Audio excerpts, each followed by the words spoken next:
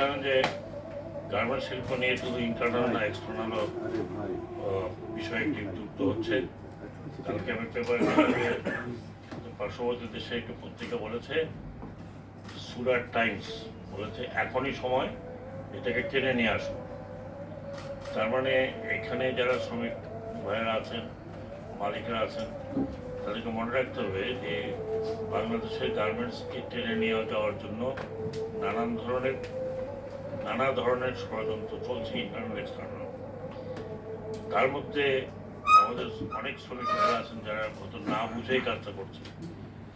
দাবি দেওয়া আছে, ডেফিনেটলি দাবি দেওয়ার প্রেক্ষাপট ঠিক আছে, কিন্তু এই যে মানে অস্থিতিশীলতা করাতে অনেক সমস্যা হচ্ছে। কারণ আমাদের গার্মেন্ট না থাকলে শ্রমিক ভাইদেরও আর কর্মসংস্থান হবে না, আর মালিকরা তো যাই হবে।